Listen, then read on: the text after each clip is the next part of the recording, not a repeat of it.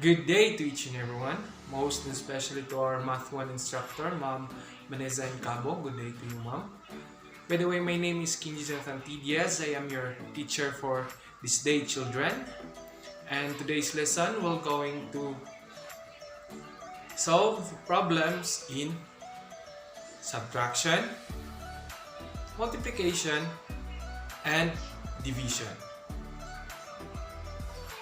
So now, our first lesson, we're going to subtract numbers in 3 digits by 3 digits. And the given number is 230 minus 124. So now, we will solve it first in an object way. So now, here is the problem. There are 230 boxes in the store, and then me, your teacher, Kinji Jonathan, we're going to buy 124 of them. So 230 taken away by 124, what is the answer? So how many boxes will be left in the store? Okay, so 200s, this represents as our 200s. And then we have 3 tens. And then we have 0 ones. So now we're going to take away 124 of these 230 boxes. So now 0 taken away by 4. What is the answer? Cannot be, right? Because 0 is less than 4. The rule is very good. The minuend must be equal or greater than to our subtrahend.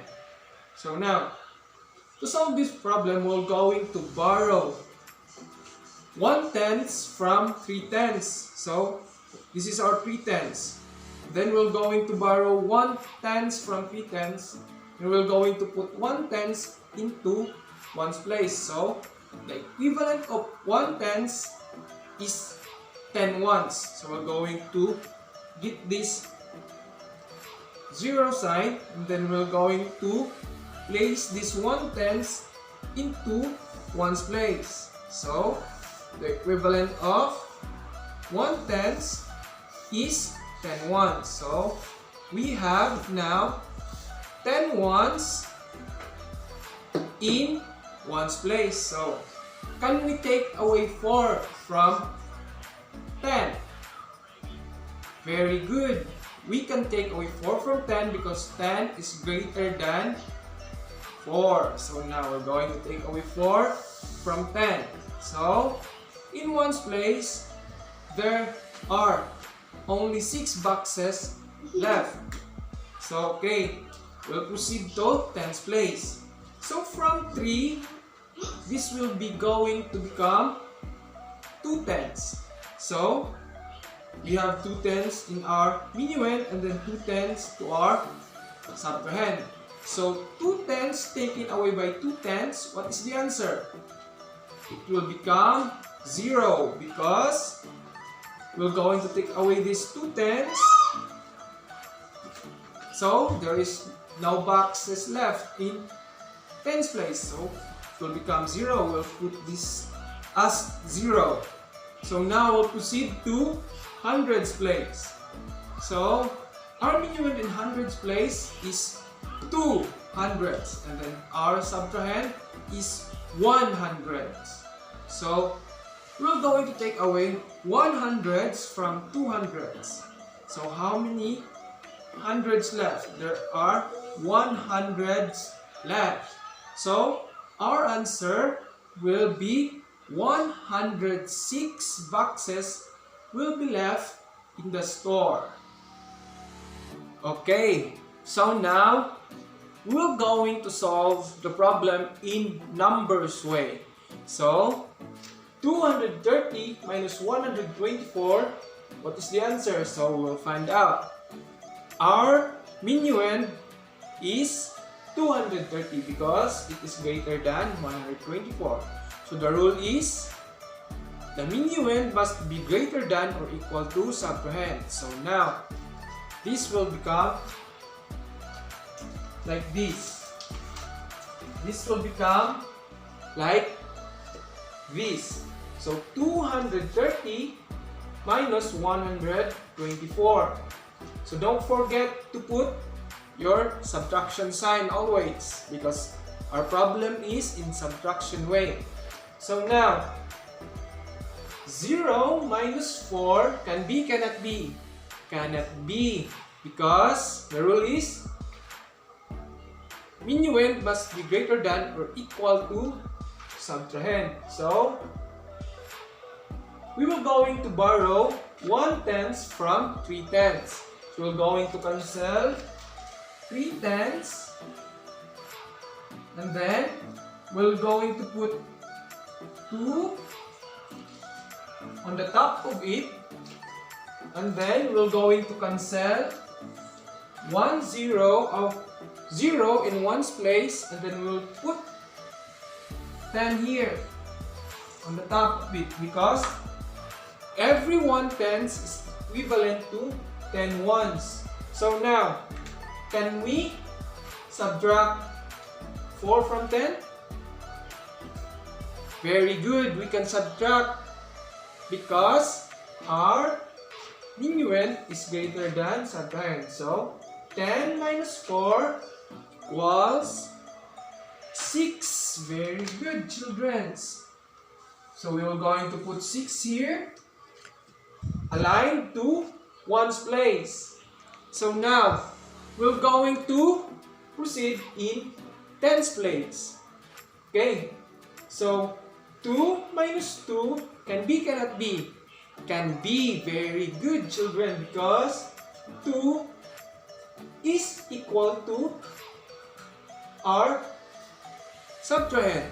And the rule is, the minuend must be greater than or equal. So, we can subtract 2 from 2. So, 2 minus 2, what's the answer? 0. Very good, children. So, we're going to put 0 here, aligned to 10's place. Okay, let's proceed to 100's place. Okay, 2 minus 1 can be, cannot be? Can be. Very good, because 2 is greater than 1. So 2 minus 1, what is the answer? 1. Very good, children. Okay, we're going to put 1 here, aligned in 100's place. So now, we got the answer. 230 minus 124, the answer is 106. Okay, you got it, children. Very good. Okay, children, we're done in subtraction of 3 digits by 3 digits. So now, we're going to proceed in multiplication by 3 digit in multiplicand and 2 digit in multiplier. So the given number is 145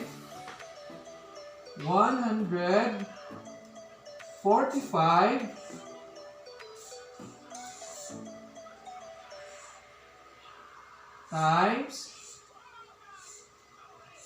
11. So now, we're going to simplify it. If we're going to simplify it, we're going to place it in the proper position. So, the proper position is, very good, the multiplicand is in the upper position. So, 145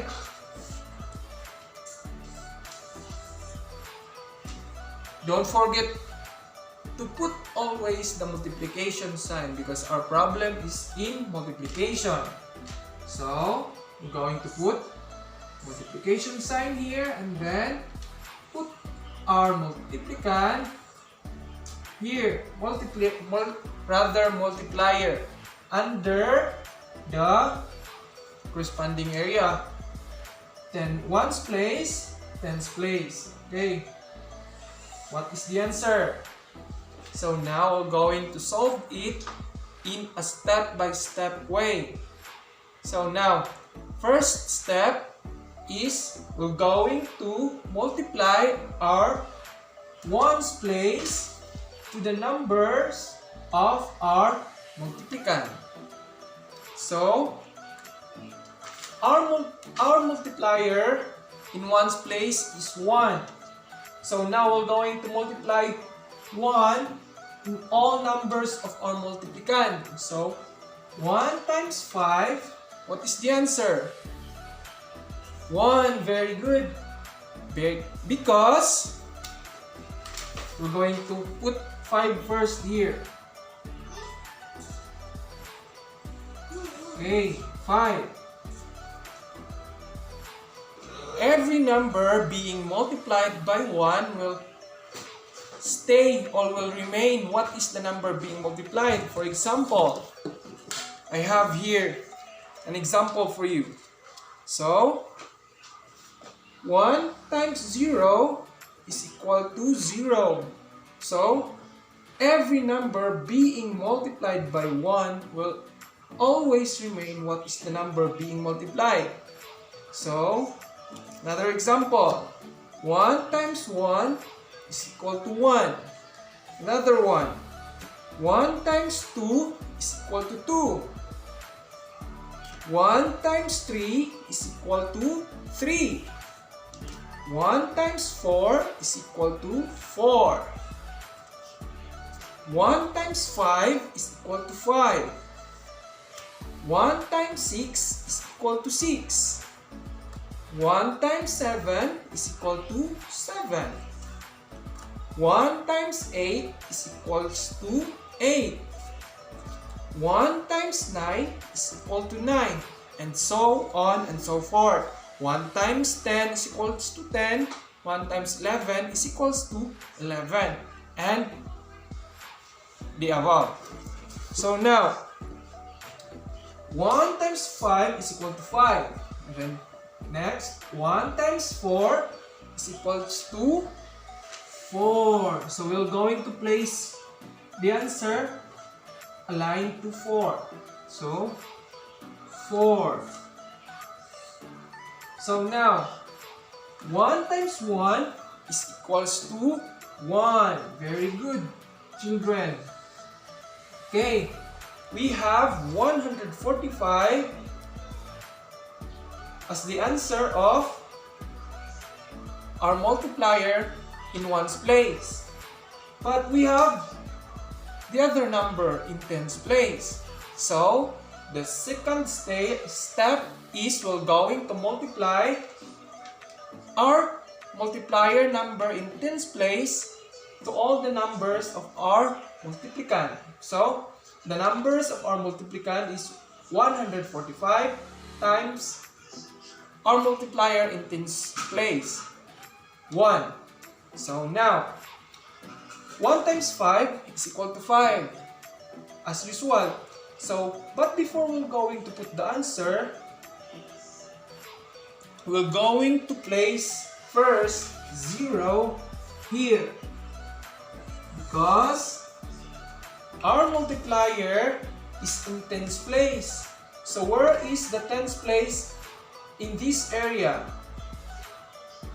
Aligned to 4. So, we're going to put the answer of 1 times 5 into tens place, as it represents that our multiplier is in tens place. So now, 1 times 5 is equals to 5.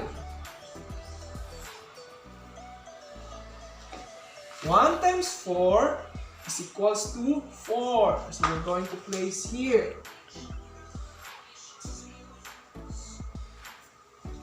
1 times 1 is equals to 1. Okay. So, that is the answer of the two. The ones place and tens place multiplier. Is that our final answer? Very good. That is not our final answer because we're going to add these two answers to find out what is the answer of 145 times 11. So now, we're going to add it now. So, since we're going to add it, we're going to put addition sign here.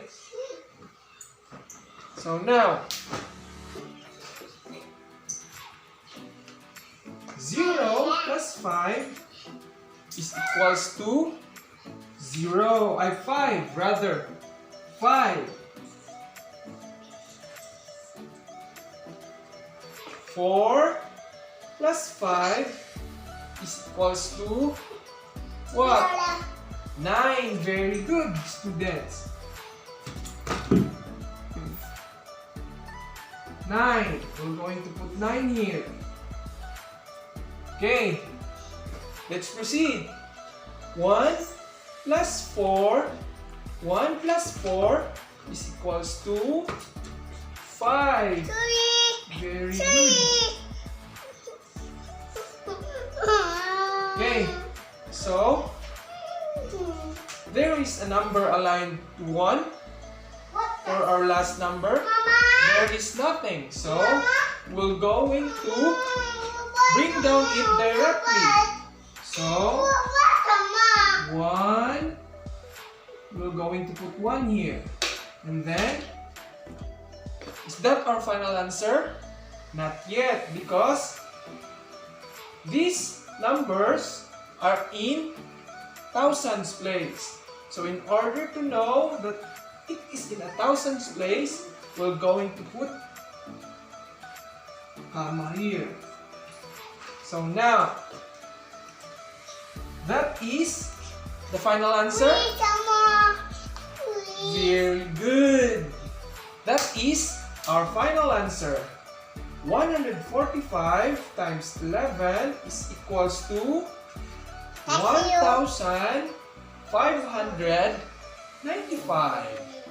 Okay, children, you got it. Very good. Okay, students, we're done with subtraction and multiplication.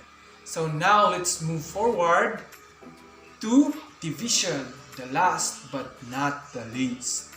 So now, the given number of our division is 150. 150.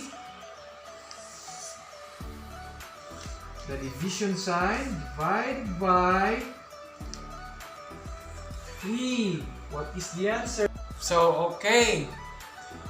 This is the given problem.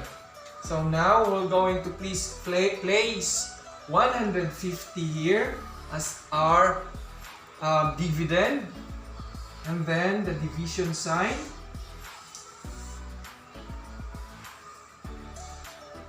and then our divisor 3. That. So now, the first step we're going to do is we're going to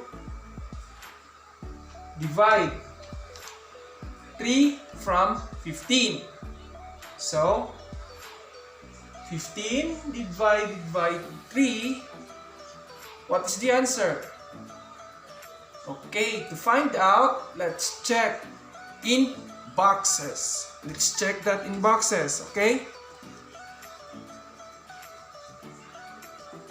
So, we have here 15 boxes. Okay. We have here 15 boxes. So, in order to find out how many trees in 15, we will going to group these boxes, these 15 boxes in 2 or by trees. So, we're going to group 3 here, another 3, another 3, another 3, another 3. So, how many 3 are in 15? So, let's count it. 1, 2, 3, 4, 5. So, there are 5 3s in 15. So, we're going to place our answer 5 here at the top of 5 because it's in tens place. So now, the second step is we're going to multiply. 5 times 3, what is the answer? 5 times 3. 5 times 3 is equals to 15. So let's check if that is true. So we're going to regroup again these boxes into 5. 1, 5, 2, 5, and 3, 5. So, and then we're going to count it because 5 times 3 is our problem. So 1, 2, 3, 4, 5, 6, 7, 8, 9, 10, 11, 12, 13, 14, 15. So, our answer is 15. 3 times 5 equals to 15. Okay. So now, our third step, we're going to subtract this. So, don't forget always to put subtraction sign. And then, we're going to subtract it now. 5 minus 5 is equals to 0. So we're going to put 0 here. 1 minus 1 is equals to 0 also. We're going to put 0 here. So now, our fourth step is we're going to divide again. So, how many 3's are in 0? There is 0, so cannot be. So, we're going to bring down the number before 5. So, what is the number before 5? There is 0. So, we're going to bring down 0 here. So, since 0 is the last number of our dividend, we're going to divide it by 3. That is our step 5. So 0 divided by 3 is 0. So we're going to put 0 here. Always remember, children, that every number being divided by 0, the answer will always be 0. For example, 1 divided by 0 is equal to 0. 2 divided by 0 is equal to 0. So, 3 divided by 0 is equal to 0. So now we're going to multiply 0 from 3. That is our step 6. So, 0 times 3, as usual, it is also 0. So, we're going to put 0 here. So, now, we're going to subtract it. 0 minus 0. So, the answer is what? Very good, student. The answer is 0. So, our seventh step is we're going to bring down again another number. Oh no, but there is no number before 0. So, that is our final answer. We can proceed because there is no number before 0. So, 50 is our final answer. So, 3 divided by 150 divided by 3, the answer is 50. Okay, you got it, children. Good job. So that's all for today, students. Thank you and Goodbye!